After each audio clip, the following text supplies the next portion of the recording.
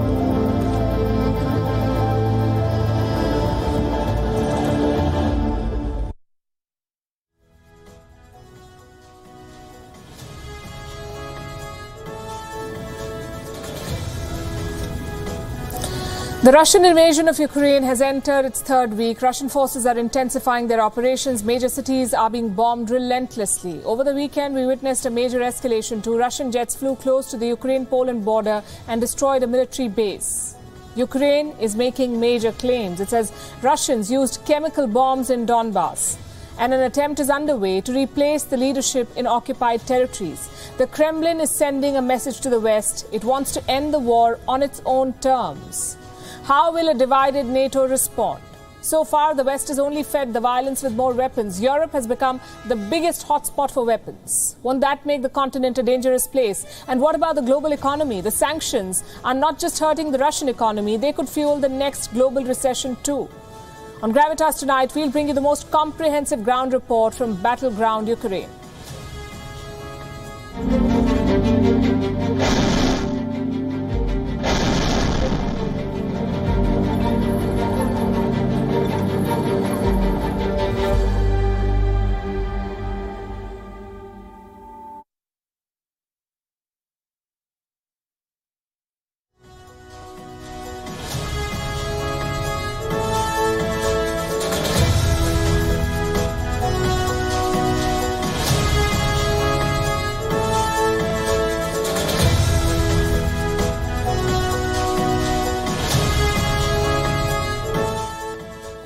I want to begin tonight with a video. Let me say this first. What you're about to see did not happen. But you must see it. Let's see.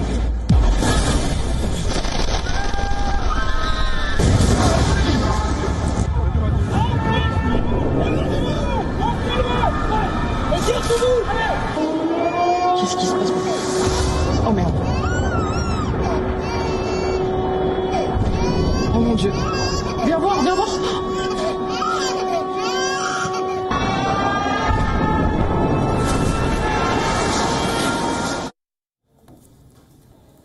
Fighter jets are invading France, dropping bombs all over Paris. A woman poses in front of the Eiffel Tower. Seconds later, explosions rock the city. Large plumes of smoke engulf Paris.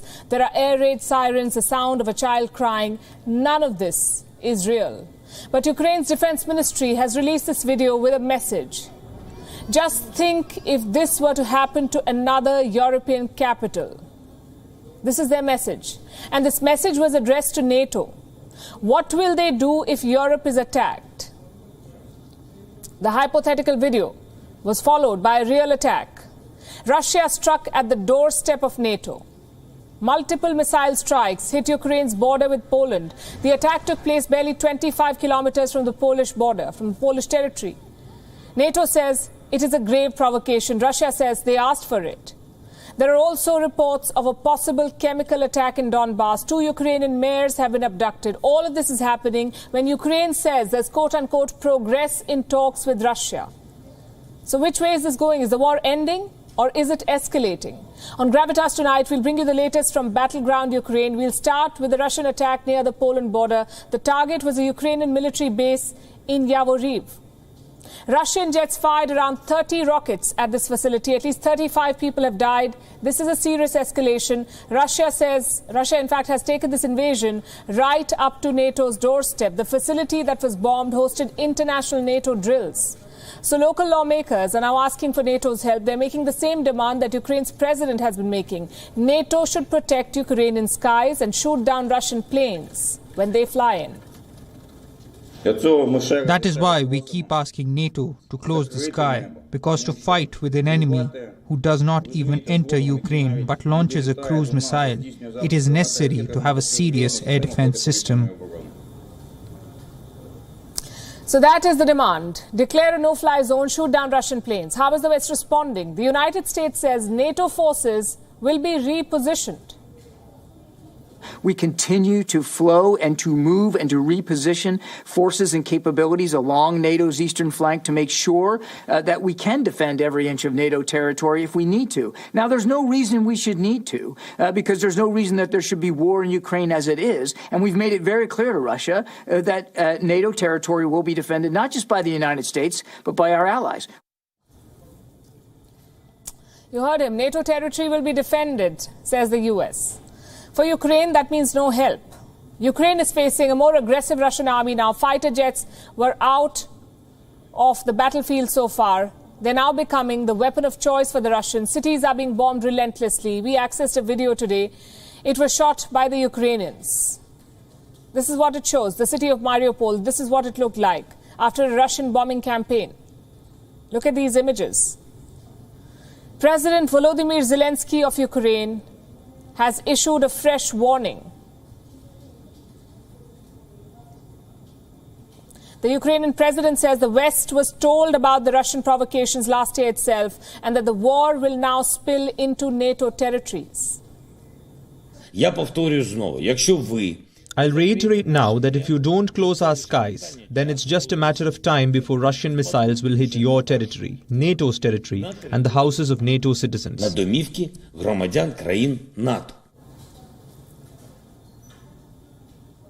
Differences between Ukraine and its Western allies are now out in the open. Just consider what Ukraine's foreign minister said today. Let me quote from his statement. To those abroad scared of being dragged into World War III, Ukraine fights back successfully. We need you to help us fight, provide us with all necessary weapons. The Russian invasion has entered its third week. According to multiple reports, Russia did not expect the war to last this long. Kiev believes Moscow is intensifying the attack. In fact, the government of Ukraine has made a big claim. It says Russia is using chemical bombs in Donbass. Over the weekend, a monastery was struck in eastern Donbass. 30 civilians were injured. Ukraine has reason to believe that Russia used a phosphorus bomb here. Now, these claims are yet to be independently verified, but remember, the US and Ukraine have been raising fears of a possible chemical attack since last week. Poland is feeling the heat. It wants NATO to do more. Polish President Andrzej Duda has spoken out. Let me quote from what he said. If he, that's Vladimir Putin, uses any weapons of mass destruction, then this will be a game changer in the whole thing. NATO, he says, would have to think seriously what to do, because then it starts to be dangerous, not only for Europe, but the whole world. There is another worry, the sudden disappearance of Ukrainian mayors. Russian forces have been accused of kidnapping them. 2 of them went missing over the weekend. In fact, in Melitopol, Russia has apparently installed a pro-Kremlin mayor. Her name is Galina Danilchenko.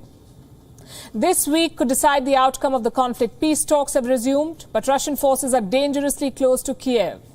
Today, a Russian airstrike hit a residential building there. Zelensky is demanding a meeting with Vladimir Putin. The Kremlin is yet to respond. And here's something that I've said in the past. Truth is the first casualty of war, which is why you need journalists, independent journalists, to cover stories from battle zones.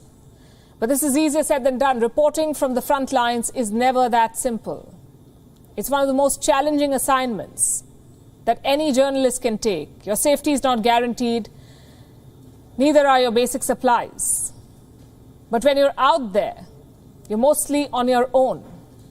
The killing of an American journalist has come as a reminder of this grim reality. His name was Brent Renaud. He worked for the Time magazine. On Sunday, he was shot dead in Irpin.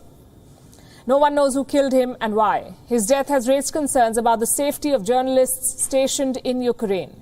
What kind of challenges do they face in this war? What kind of risks do they have to overcome every day? Let's head straight to Kiev to find some answers, where my colleague Anas Malik has been reporting from, and he's been in Ukraine for more than a week now.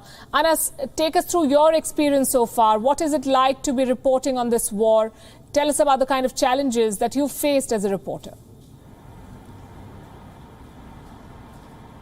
Well, Palki, thank you so much for having me. The first and foremost challenge is with regards to the language over here, because language remains as a bigger barrier to communicate. Then the second challenge is with regards to the accessibility of information and with regards to verification on ground. As journalists, we aspire to be on ground to as many areas as we can, and that's what the ultimate aim is. That's why we've been reporting from elsewhere, not just in Kiev, in Irpin. We've been reporting from Brovary, we've been reporting from Oblon and associated areas as near as to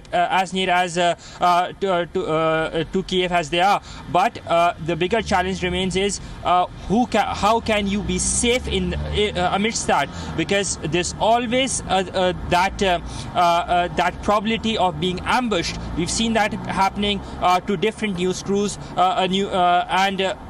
you can be next as well.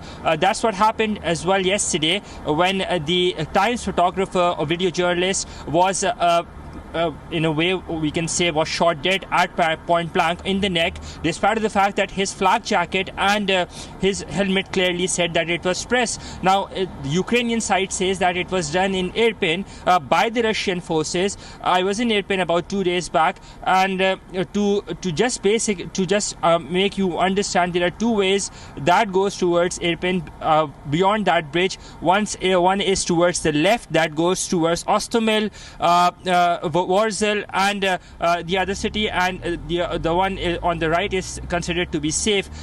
Brent was on the left side, which Ukrainian forces say that they have control of about 50 to 60%, and he had crossed one of the checkposts, and that from that point onwards the Ukrainian side had actually cautioned him. This is what local journalists or local sources tell me.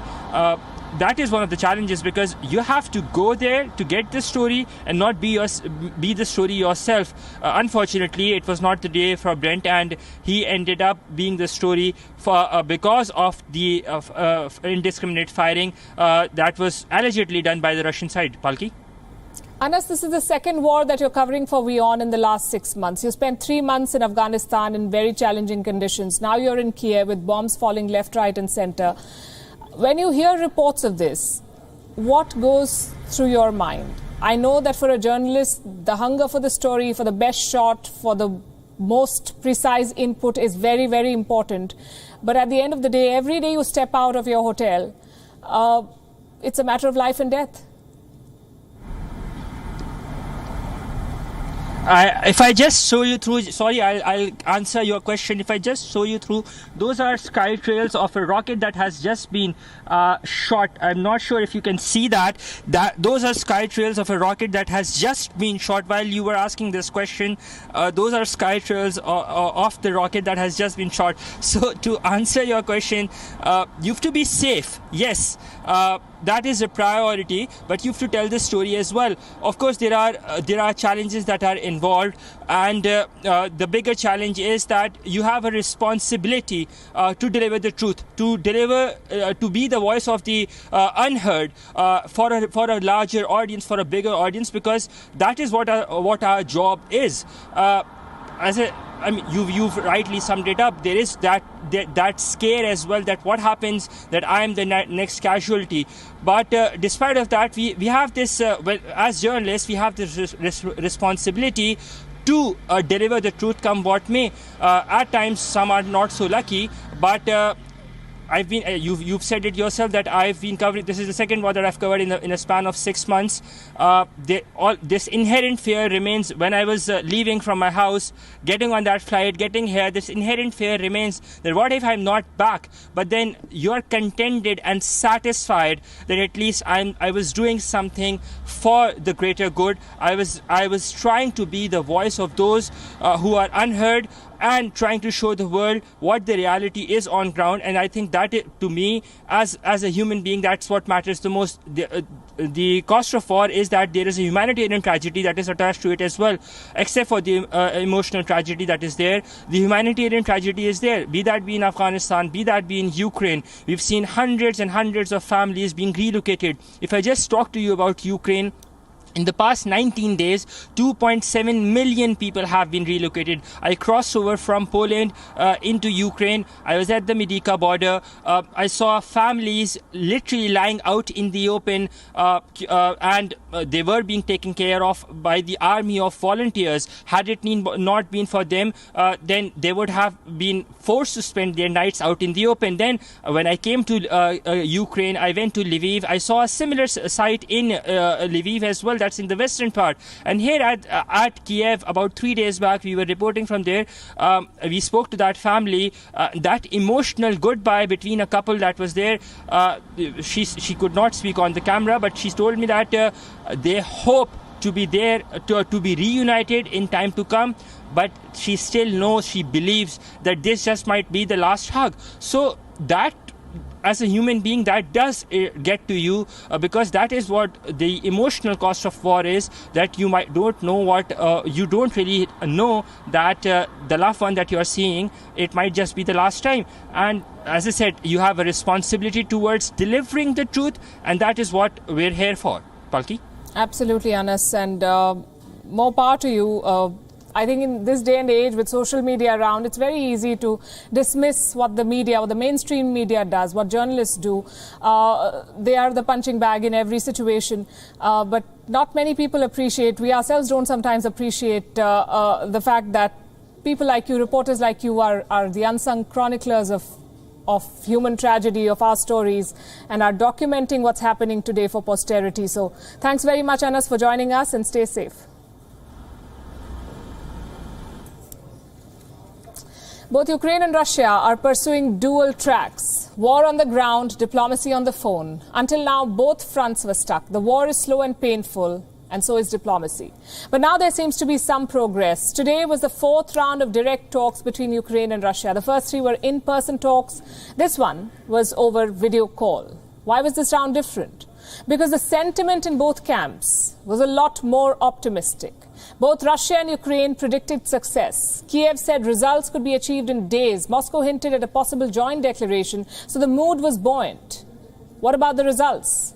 Day one has ended. The talks will resume again tomorrow. Ukraine went in with two major demands. Number one, an immediate ceasefire. Number two, a withdrawal of Russian troops. Basically, end the war, and then we can talk politics. President Zelensky has an idea to fast-track diplomacy, a direct meeting between him and Vladimir Putin. Representatives of our countries are holding daily talks via video conference. Our delegation has a clear task to do everything to arrange the meeting of the presidents. The meeting I'm sure people are waiting for. It's clear that it's a difficult story, a difficult path, but we need that path.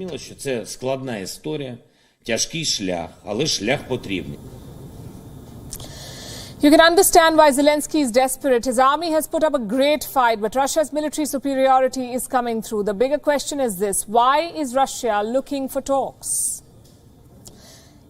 If he stays on the battlefield, Vladimir Putin wins. So why bother with talks at all? Well, we can think of two reasons. A, regime changes can be ugly business. You can swap the leaders, but not the public sentiment. A better option is to retain Zelensky, but on one condition, that Zelensky himself agrees to Russia's demands. And B, economic relief. Russia may win this war eventually, but until then, its economy will suffer. Soldiers, missiles, warships, all of it drains the Russian treasury. So Vladimir Putin will prefer talks to war. But where will they talk? Who will mediate?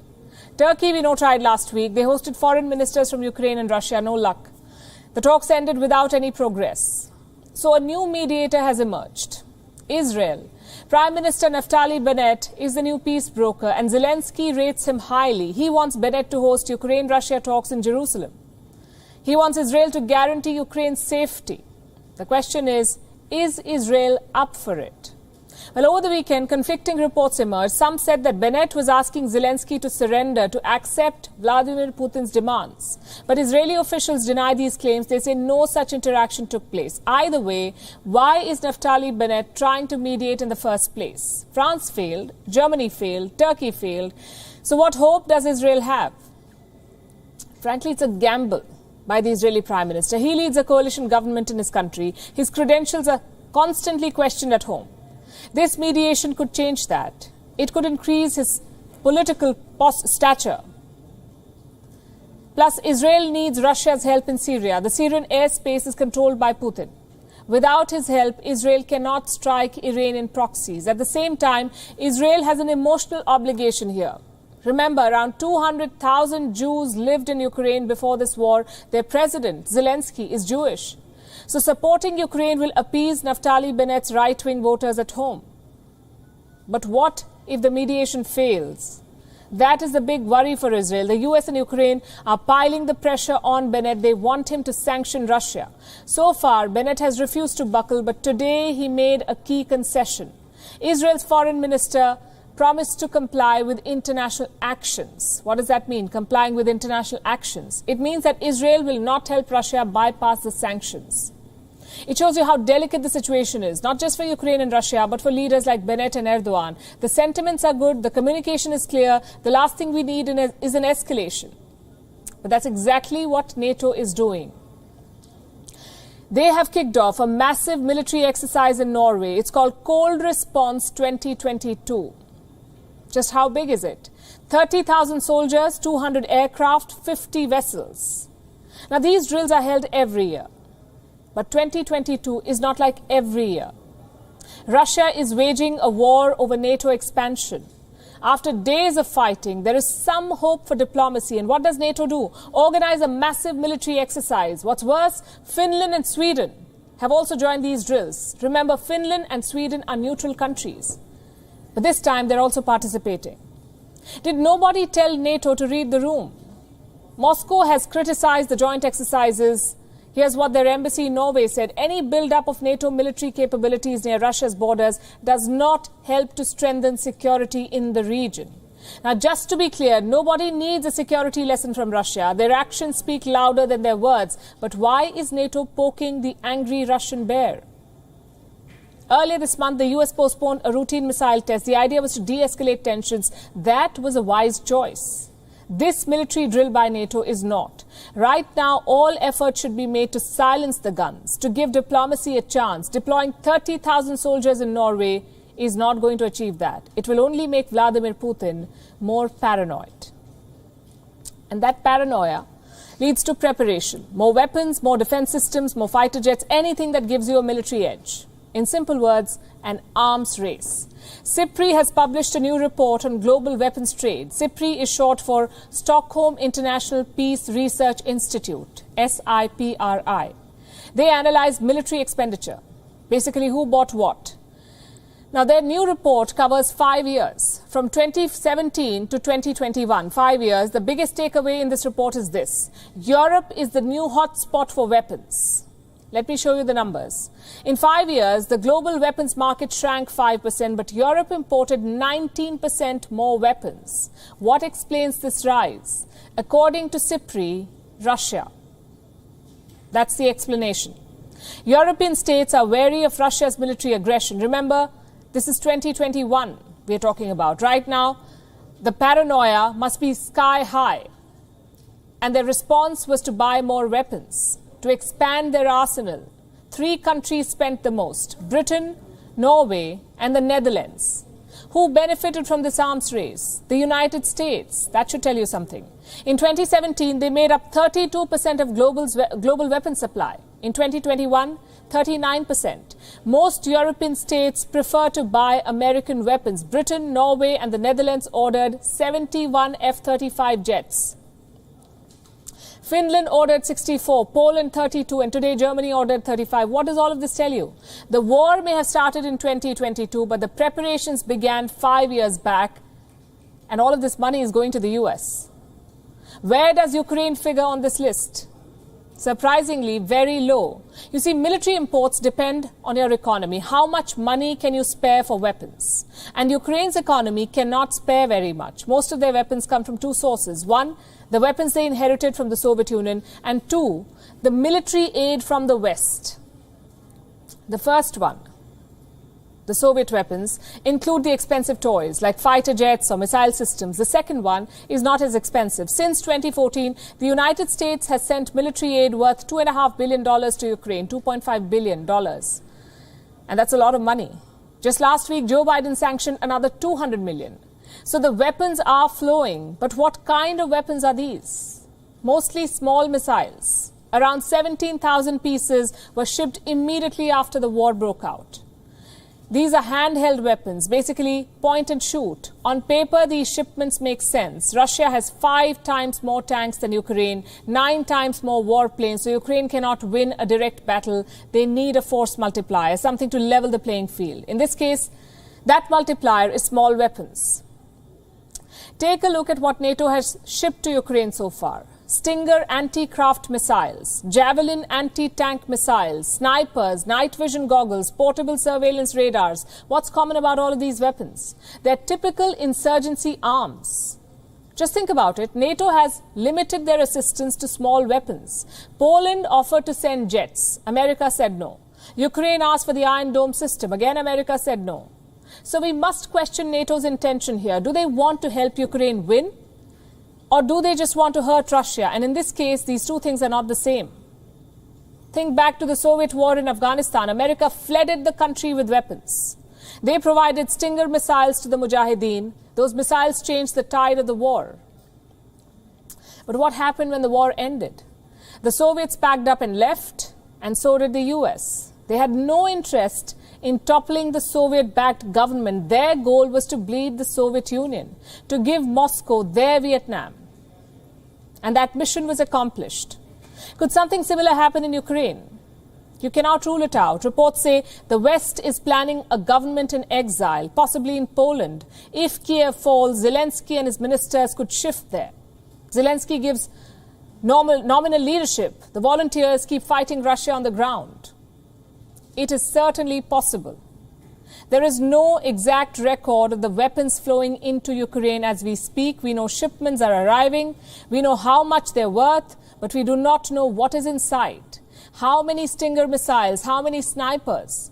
Vladimir Putin also realizes this. He knows the Ukrainian people will not accept a puppet regime. There will be opposition and some stingers. Add some stingers, and you have a full-blown insurgency in Ukraine. The immediate worry is the fate of the global economy. The punishing sanctions will turn Russia into global economic pariah. But how will it impact the rest of the world? For instance, what happens to Russia's external borrowings? If Moscow cannot pay its creditors, there could be a financial meltdown. And this meltdown will not be limited to Russia. Banks in the US and Europe are also exposed to Russian bonds. This report tells you how a Russian default would play out. Russia's invasion of Ukraine has disrupted the global economy. Stock markets are reeling. The price of oil continues to fluctuate. Western sanctions have had a deep impact. Moscow is staring at a default. This week, Russia must pay its creditors at least $117 million. The deadline is Wednesday.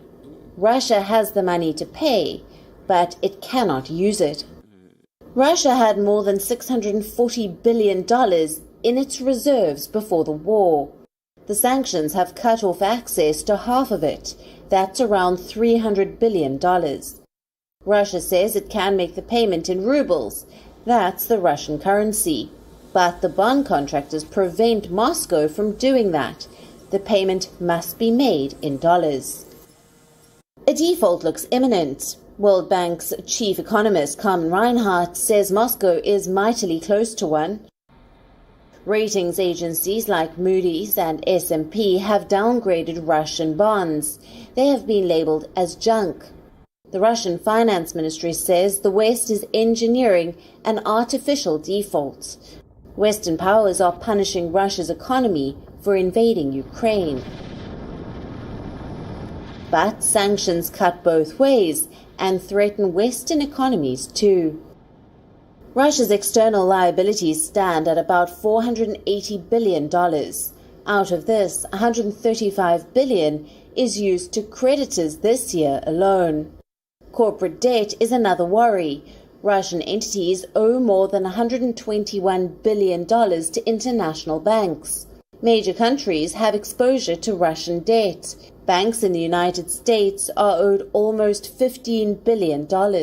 European banks need to be paid $84 billion. In this pile, France, Italy and Austria have the maximum exposure. Who will suffer the losses if Russia fails to pay? Leading international banks will lose money. We're talking about names like Goldman Sachs. As of December 2021, it had an exposure of $650 million. Citigroup is owed around $10 billion. French bank Société Générale needs to be paid almost $21 billion. BNP Paribas invested both in Russia and Ukraine. It is owed more than $3 billion. Credit Suisse is owed more than $1 billion. In 2008, the global economic crisis began with defaults at major banks. 14 years later, the sanctions on Russia are raising fears of another recession. Inflation is already rising. In the US, inflation is at the highest in 4 decades.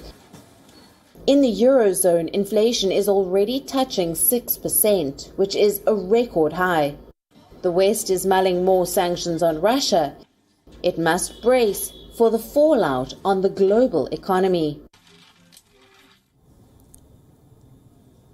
What Putin needs right now is a friend, a powerful friend, someone who can support him financially and militarily. The obvious candidate is China. Reports say Putin has already reached out. Russia wants China to supply military equipment. At first glance, it makes perfect sense. NATO is flooding Ukraine with weapons, so why should Russia not do the same? For starters, the equation is different.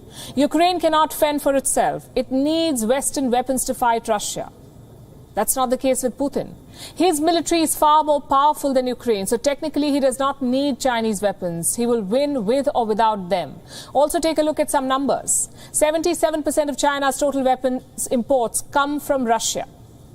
China makes up 18% of Russia's total weapons export. What do these numbers tell you? That China buys from Russia, not the other way around. So we must read these Western reports with some caution.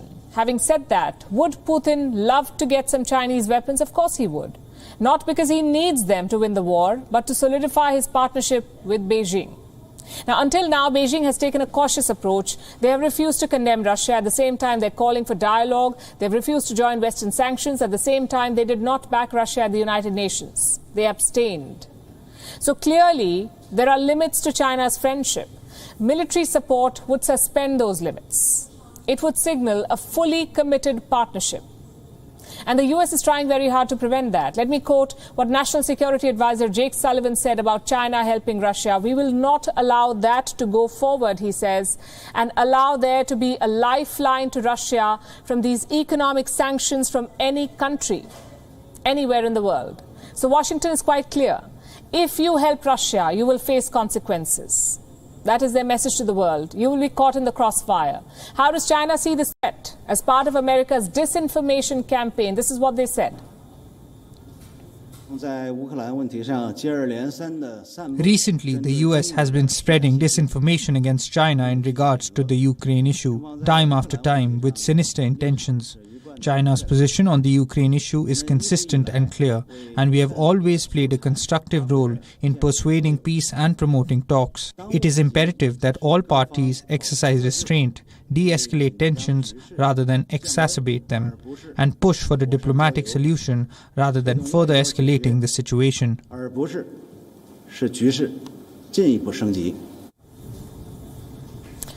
It's really a question of priorities. China's vision is clear. They want to compete with the US and eventually they want to beat America. In that context, supporting Russia is a risk. Chinese companies could face sanctions. Their trade with the West could be affected. Is the relationship with Russia worth it?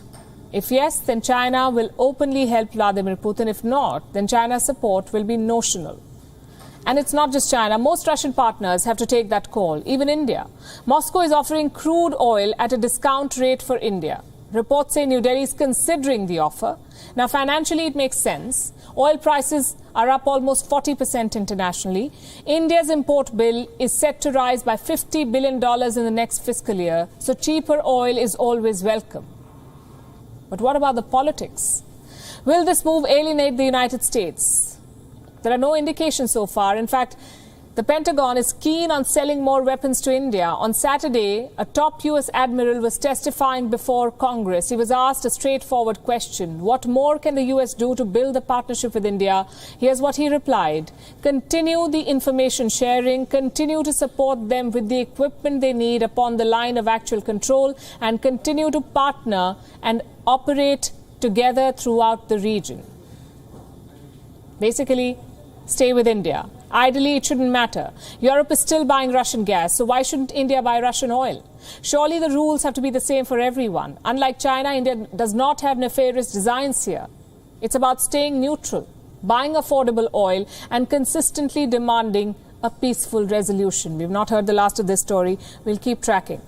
But away from the conflict of Ukraine, tensions between Iran and Israel are also growing. Instead of fighting each other directly, they're settling scores in different countries. Last week, Israel allegedly struck an Iranian camp in Syria and killed 2 Iranian soldiers. On Sunday, Iran retaliated. It landed 12 missiles on the city of Erbil in Iraq. The targets were what Iran calls spying centers controlled by Israel. Iraq does not agree. It's accusing Iran of violating its sovereignty. It's a very complex story. Our next report tries to break it down for you. Sunday, the 13th of March.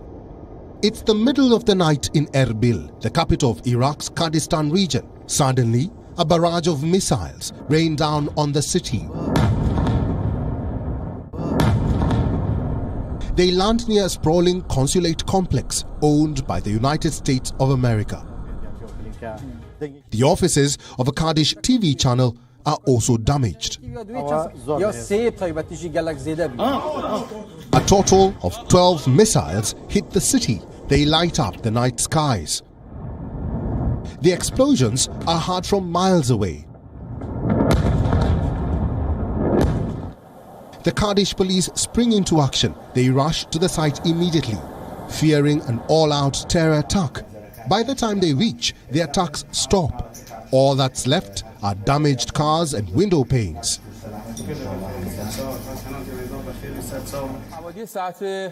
Minutes later, the Iranian state media airs this broadcast, claiming all responsibility for the attack. در پی جنایات اخیر رژیم جعلی صهیونیستی و اعلان قبلی مبنی بر بی‌پاسخ نگذاشتن جنایت‌ها و شرارت‌های این رژیم منحوس، دیشب مرکز راهبردی توطئه و شرارت صهیونیست‌ها مورد هدف موشک‌های قدرتمند و So who are the attacks aimed at? The United States, the government of Iraq, or the Kurdish rebel movement? None, says Tehran.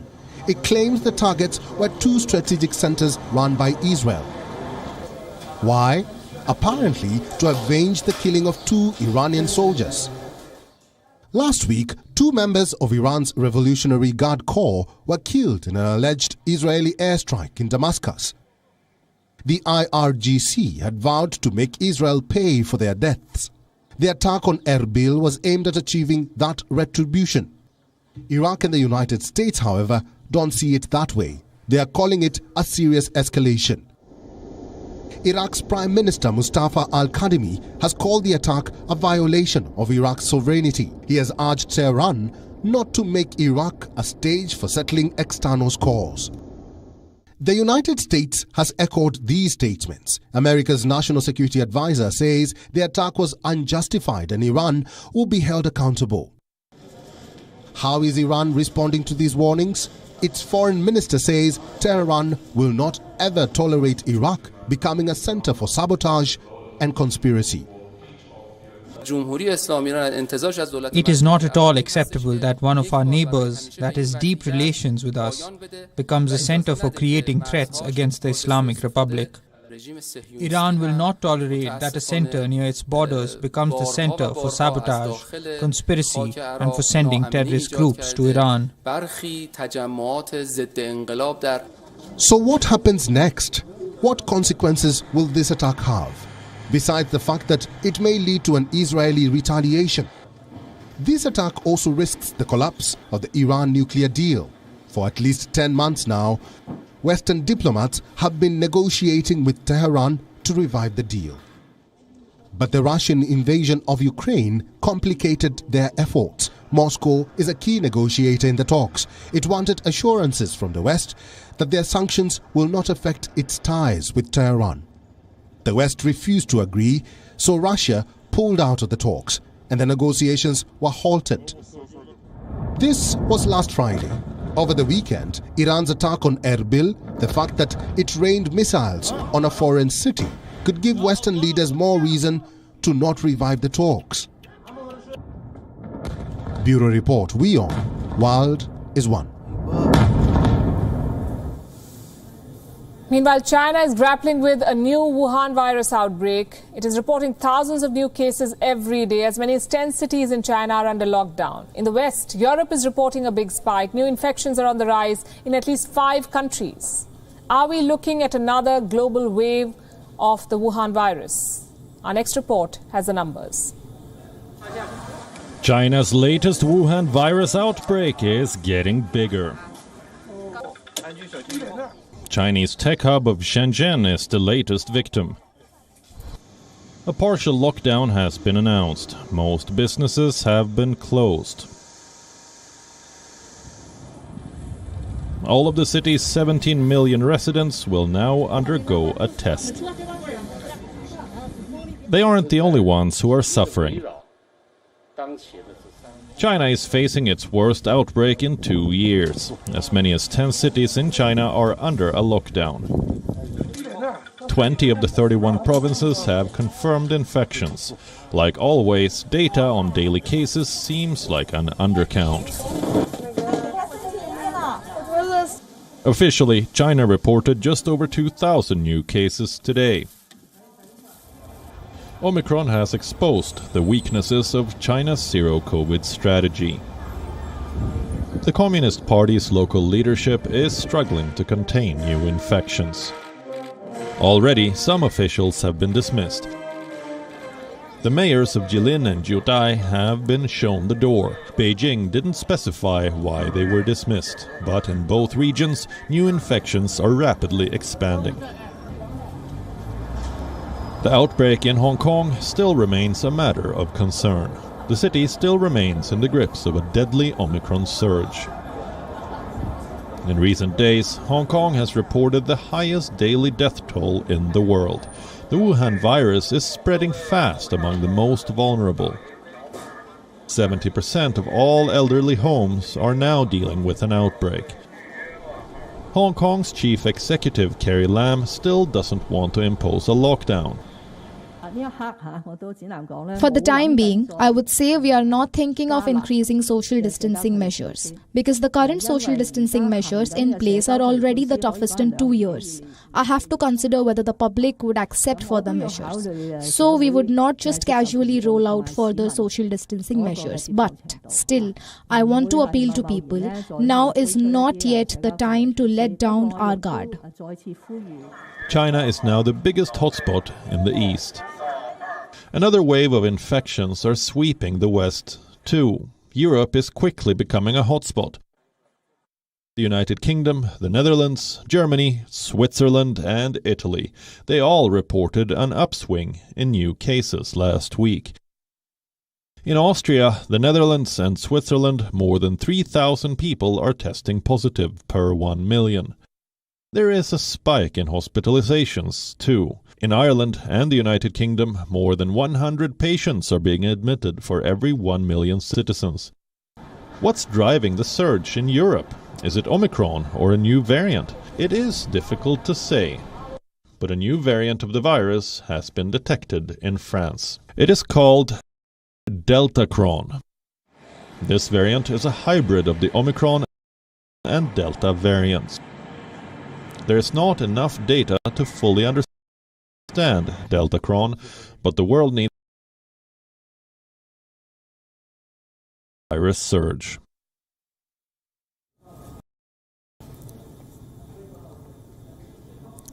With that, it's a wrap. We're leaving you with Gravitas Images. Thanks very much for watching.